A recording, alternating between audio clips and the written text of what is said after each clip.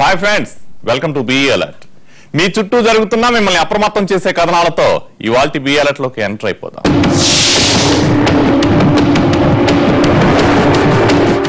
మనిషి ఎర్రగా బుర్రగా ఉంటే సరిపోదు, అతని మెంటాలిటీ అలాగే బాగుండాలి. ఈడు జోడు కుదిరింది కదా అని తల్లిదండ్రులు తొందరపడ్డారు.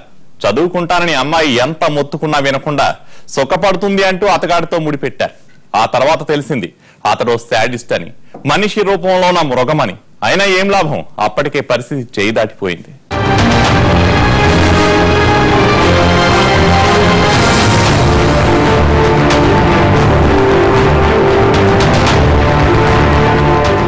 ఈ జంటను చూడండి, మేడ్ ఫర్ ఈచ్ అదర్ లా ఉన్నారు.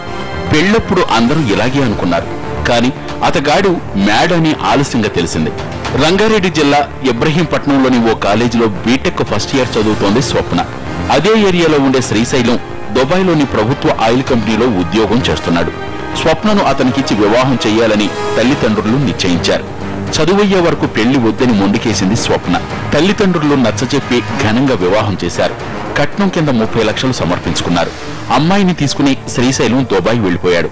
తమ బిడ్డ విదేశాల్లో సుఖంగా ఉంటుందని ఆమె పేరెంట్స్ సంబరపడ్డారు. ఏడాదిన్నర పాటు భార్యాభర్తలు దుబాయ్లోనే ఉన్నారు. అక్కడ ఉన్నప్పుడే తెలిసిందే స్వప్నకు శ్రీశైలం బుద్ధి. ఎవరితోనూ మాట్లాడనిచ్చేవాడు కాదు, బయటకు వెళ్లనివ్వడు. ఓ మానసిక రోగిలా ప్రవర్తించేవాడు. కాలేజ్ పంపించండు, మొత్తం కాలేజే క్లోజ్ చేయించండు. Women's college. నీకు ఎవరన్నాడా కాలేజ్కి ఎంత వెళ్తారు? పక్కన వాడితో మాట్లాడుతున్నాయి మన సంబంధం. అమ్మగారింటి పంపిణీకి బాయ్స్ హాస్టల్ పోతావా? మీ అమ్మ దగ్గరికి పోతున్నావు, బాయ్స్ హాస్టల్ పోతున్నావు అనేసి 5,000 రూపాయలు పోతే నువ్వే తీసినావు అక్క, నాకు డబ్బు అవసరం లేదు అక్క, నన్ను దొంగతనం కూడా ఇస్తున్నాడు అక్క, రీసెంట్ గా 15 days ముందు చెప్పింది. 6 నెలల క్రితం ఇండియాకు వచ్చేశారు. తాను బీటెక్ పూర్తి చేస్తానంటూ భర్తను ఒప్పించి మళ్లీ కాలేజీలో చేరింది స్వప్న.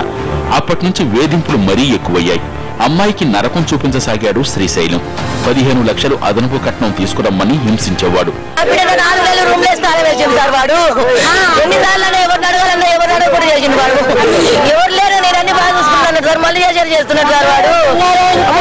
ఏం చెప్పకూడదు చేసింది సార్, అమ్మ బాగా పడ్డాడు సార్ వాడు, అది అందంగా ఉందని ఈసేపడ్డాడు వాడు. అమ్మ వాడు మంచి చీర కట్టుకోనియకపోతుండే సార్, వాడు మంచి డ్రెస్ వేసుకోనియకపోతుండే. రాను రాను అతనిలోని పైశాచికత్వం పెరిగిపోయింది. ఏం జరిగిందో ఏమో, స్వప్న ఆసుపత్రిలో ఉందని 2 రోజుల క్రితం పోలీసుల నుంచి ఆమె తల్లిదండ్రులకు ఫోన్ వచ్చింది. వారు వెళ్లేసరికి ఈ చక్కని చుక్క చావు బతుకుల మధ్య కొట్టుమిట్టాడుతోంది.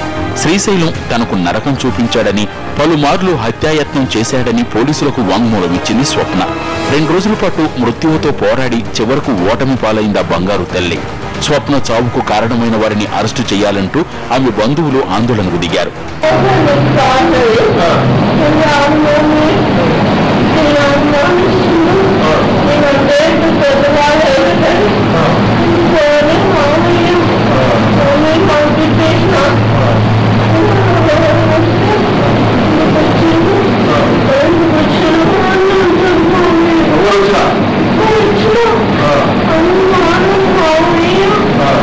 శ్రీశైలంతో పాటు అతని కుటుంబ సభ్యులను పట్టుకోవడానికి పోలీసులు ప్రయత్నిస్తున్నారు.